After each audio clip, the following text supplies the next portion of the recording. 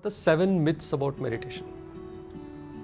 And if you're new here, my name is Bawa and I help people just like you up spiral their lives through the secrets of sleep, meditation and spirituality. So what are the 7 myths about meditation? The 7 big things that a lot of my students talk to me about before they do the course. So number 1 is, I don't think I can meditate. You think wrong. Okay? Everybody can meditate. Everybody can meditate. Well, just a caveat over here, if you are diagnosed with some severe mental illness, like severe schizophrenia, severe bipolar, then meditation is not for you. Okay? But if you are a common or special, regular person, you can meditate. Right? It's easy when you know how. It's almost impossible when you don't. It's like you go to Italy and you ask an Italian housewife over there, make me masala dosa. Or you ask a very traditional South Indian to make Neapolitan pizza. If you tell the Italian lady, make pizza, it will happen just like that. And if you tell a South Indian auntie, make dosa, it will happen even faster. Right? Why? Because it's easy for them. Why? Because they know how. And after they learn, and I do know quite a few Italian moms who make the most amazing dosas, okay, because they've come to India and tasted and then learned. And I do know many very South Indian people who make the most amazing pizzas. It's easy when you know how. So everybody can meditate. It's just a question of learning. Okay, you decide, I want to learn. The second myth, I will learn meditation all by myself. You can't. You can't even go from point A in your city to point B in your city without Google Map. And you think you are going to learn meditation all by yourself? Huh? See, we all go through education, no? We all go to school, we all go to college, we all do all this. No? At that time, nobody says, I will do it all by myself. I will become a mechanical engineer by myself. Nobody says, people will say you are mad. Right? In the same way, when you are, forget about meditation, when you want to learn anything, don't you go to a teacher? It's just so much easier. If not, almost impossible. Right? So, learning meditation requires a teacher who actually knows how to meditate. And then who knows how to teach meditation. So, there is one qualification where you know. The second is after knowing how to teach, right? So finding a good teacher is very important. You cannot meditate without a teacher. Impossible. Third myth, I will learn from an app. I will learn from YouTube. All the best. It is not something you can learn from an app. It requires human to human connection. Less than 3 to 4% of the people who download any of these meditation apps actually do anything about it. Would you learn paragliding from an app? In the same way, flying inside yourself also requires a qualified teacher to teach you. I will have to sit cross-legged. I cannot sit cross-legged. I am too stiff. I cannot meditate. You don't need to sit cross-legged. If you cannot do Sukhasan, you do Sofasan. No problems. In fact, in the Bhagavad Gita, there is a series of 2 or 3 shlokas that Lord Krishna is telling Arjuna that you put this grass and then you put this next to you and then you put that and then only then you can sit on that and meditate. And Gurudev Shri Ravi Shankar ji, he was giving the discourse. So he read the whole Sanskrit thing, then he read the whole translation of it and then he laughed and said, Lord Krishna is only telling Arjuna sit comfortably. So it is important that you are comfortable when you are meditating. Right? See, if you are sitting cross-legged and you are stiff and you close your eyes, all that you are going to think of is when will this thing get over so I can stretch my legs. Right? You are going to squirm and twist and then no chance of meditation. So this is the big myth that you have to sit in the lotus position or you have to sit in some vague yogic posture to be able to meditate. You don't need to. Alright? You can sit comfortably, but that is important that you sit comfortably. The 5th myth about meditation is you have to meditate for a long time to see any result. So they did that research to see whether the brains of people who meditate are actually different from people who don't.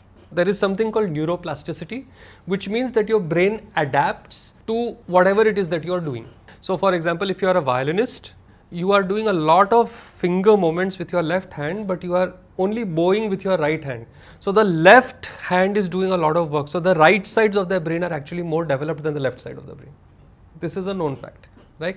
London taxi drivers, they have this thing called the knowledge, a test where they have to know every single alley and byway of London so that they can take you from point A to point B in the shortest possible, fastest possible route.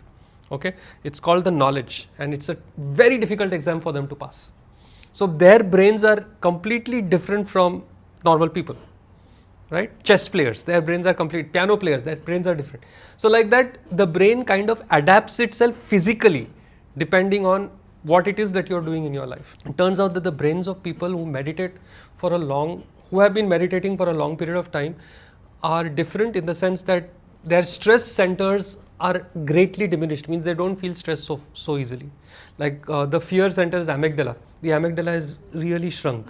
Basically, the brains of people who meditate are physically different to help them not stay stressed, to help them stay happier, to help them have better social connections, and so on. So they did a scan of these some 30-40 monks, and they found this difference, right?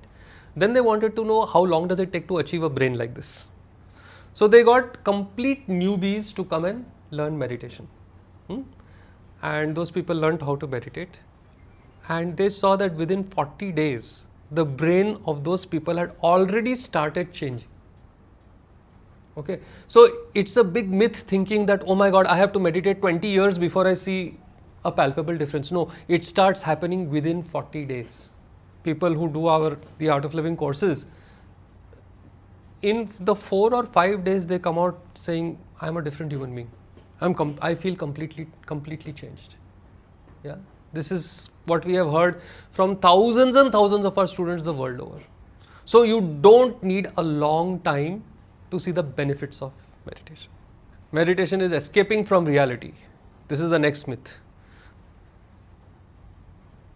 It is not escaping from reality, it is escaping to reality.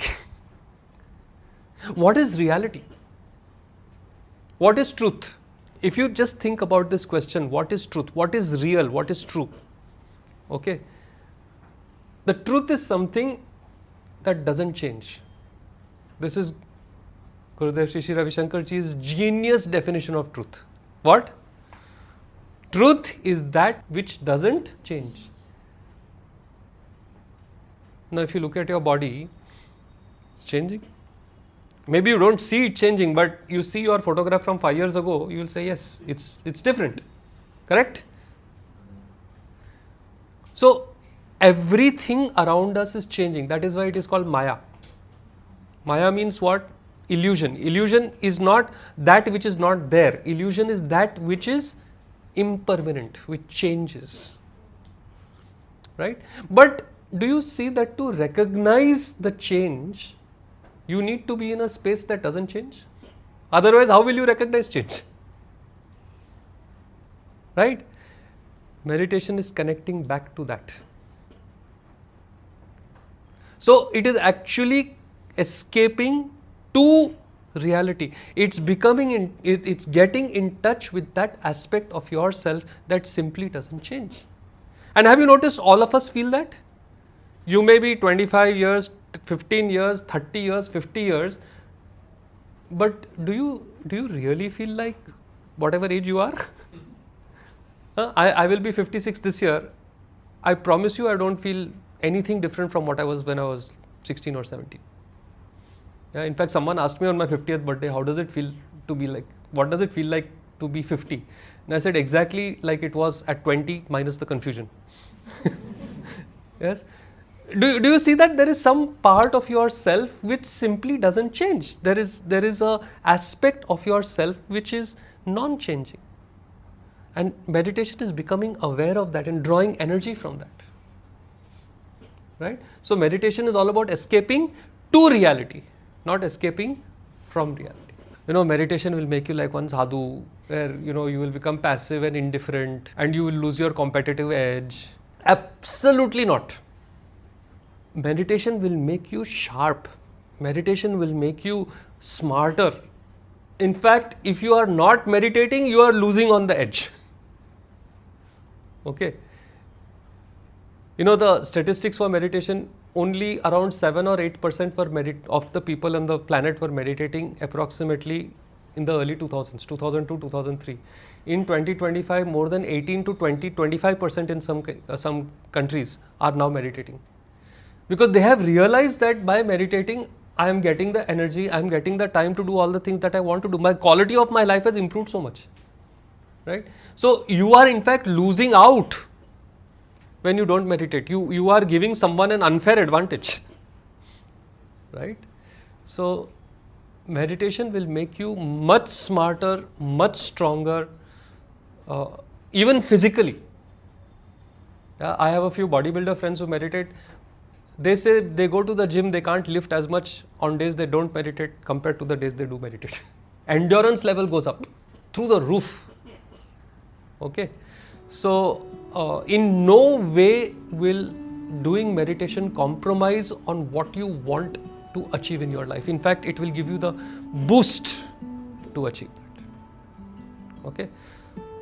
So if you have not yet learned how to meditate, this is a good time to enroll for a course and give yourself that advantage. Okay. Good. All the best.